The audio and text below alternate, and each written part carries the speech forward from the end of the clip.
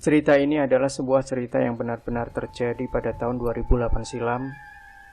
Malam itu, saya terbangun karena suara halus titik-titik air hujan yang membentur atap rumah yang terbuat dari seng. Lampu padam, suasana terasa sepi, dingin, dan hanya sesekali terdengar suara pijakan kaki anjing berlari di atas tanah becek, lalu menyala keringan di halaman samping rumah. Tak lama anjing itu menggeram dan membuat bulu-bulu halus di lengan dan tengkuk saya meremang. Karena rasa takut, saya pun menarik selimut yang tadinya tertumpuk di kaki. Tak ada satupun orang yang terbangun malam itu. Bapak, kakak, dan adik-adik semua tidur nyenyak, kecuali saya.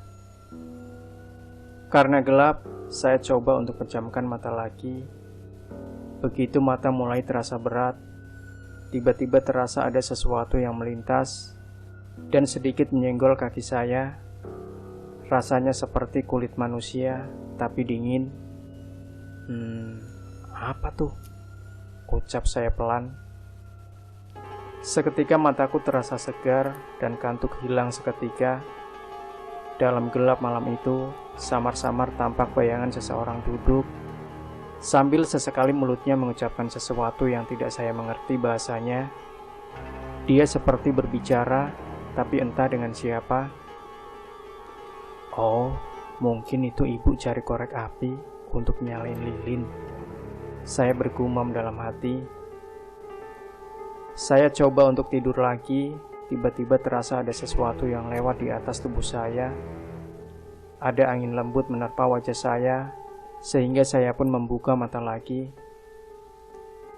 Dalam gelap, samar-samar saya melihat ia melangkah tubuh saya 3 kali, dari kiri ke kanan, dan begitu seterusnya.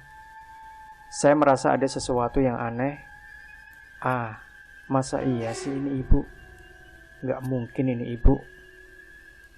Gak mungkin dia langkai saya bolak-balik kalau cari korek, ucap saya dalam hati.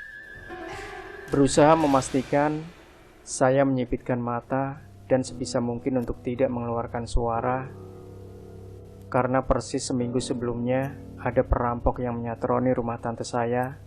Sedikit tidak ada rasa takut saat itu. Saat saya menghadapkan wajah ke arah tembok, tiba-tiba napas seakan tertahan seketika dan jantung berdebar hebat. Sesosok makhluk menempel pada dinding kamar, persis di depan wajah saya. Makhluk itu tampak menari-nari ke arah kiri dan kanan, kemudian merangkak naik ke atas langit-langit rumah, seolah tak ada gravitasi. Jantung saya semakin berdebar hebat, keringat mengucur deras, mata tak berkedip, dan lidah pun keluh. Ingin rasanya berteriak, tapi saya tak berdaya sama sekali. Perlahan saya memalingkan wajah ke arah kiri dan berharap makhluk itu hilang, atau minimal saya tidak bisa melihatnya secara langsung. Dek! Darah terasa mengalir lebih deras hingga ke ubun-ubun. Ternyata ada seorang perempuan lain merangkak aneh, lalu mengendus tubuh saya. Suara nafasnya begitu memburu, seperti anjing yang mencari sesuatu. Ya Allah, ada apa ini? Siapa mereka? Tanya saya dalam hati. Hujan pun menderu, tak satupun orang di rumah terbangun. Bahkan jeritan halus dari mulut saya pun tenggelam bersama suara air hujan. Badan seketika lemas, ingin berteriak, tapi sedikit pun tak mampu, terasa sangat sulit. Setelah sekitar 2 jam mereka menunjukkan hal-hal aneh, saya pun mencoba mengebrak pintu lemari yang terletak persis di belakang saya. Berharap mereka terkejut lalu kabur, tapi hal di luar dugaan terjadi. Tiba-tiba salah satu dari mereka merayap, melata dengan menyeret bagian depan tubuh dan kakinya. Ia merayap lalu berhenti persis di depan wajah saya.